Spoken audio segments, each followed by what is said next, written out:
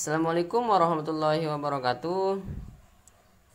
Perkenalkan, nama saya Noviar Gandias dari jurusan Aquakultur kelas B.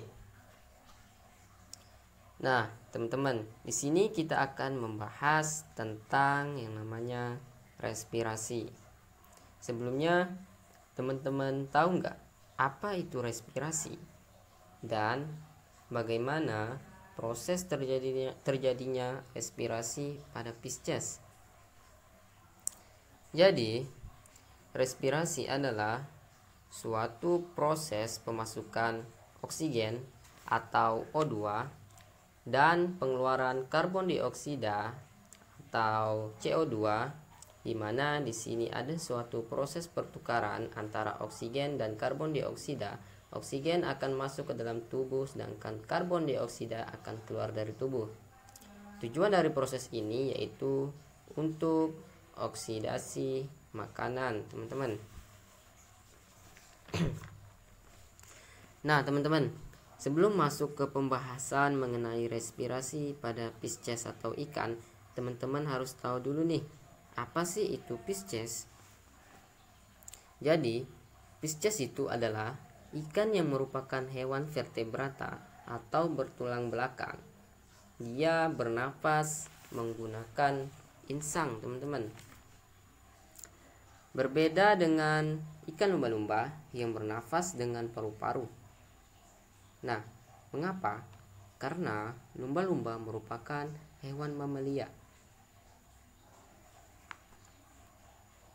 Oke, pertama kita akan membahas tentang sistem respirasi Pisces.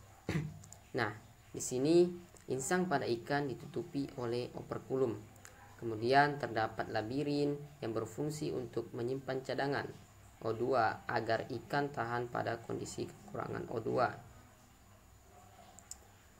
Kemudian, selain labirin, ikan juga menyimpan cadangan oksigen dengan gelembung renang yang terletak di dekat punggung pada ikan. Selanjutnya ada yang namanya mekanisme pernapasan Pisces. Nah, ini ada sebuah gambar mekanisme pernapasan Pisces, di mana di situ air masuk ke dalam mulut dan insang akan menyaring. Terjadi pertukaran antara air yang mengandung oksigen masuk dan karbon dioksida keluar, sehingga di sini terjadi fase inspirasi dan fase ekspirasi, teman-teman. Oke, lanjut. Jadi, air yang masuk ke dalam mulut lalu menuju ke insang. Nah, di sini akan terjadi proses yang namanya difusi, teman-teman. Di mana di dalam insang ini terdapat ada vena, arteri, dan filamen insang atau kapiler darah. Nah, di dalam kapiler darah atau filamen ini apabila diperbesar, maka akan terdapat darah yang kaya akan oksigen dan juga darah yang miskin akan oksigen. Di mana darah yang miskin akan oksigen itu merupakan CO2 yang akan diekspresikan atau dikeluarkan tubuh melalui insang. Kemudian pada darah yang kaya akan oksigen itu akan dimasukkan ke dalam dan diserap oleh seluruh tubuh. Selanjutnya kita akan membahas tentang fase inspirasi dan fase ekspirasi, teman-teman. Nah, fase inspirasi itu rongga mulut membesar, celah insang menutup karena ada tekanan, ya.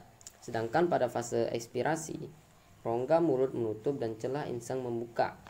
Pada fase inspirasi, air dan oksigen masuk ke rongga mulut. Sedangkan pada ekspirasi, darah yang akan kaya karbon dioksida akan dilepaskan. Nah, O2 itu akan diikat dari air, kemudian O2 akan masuk ke dalam insang. O2 diikat oleh kapiler darah dan diedarkan ke seluruh tubuh. Sedangkan pada fase ekspirasi, CO2 akan dibawa ke darah, bermuara ke insang dan diekspresikan keluar tubuh, teman-teman.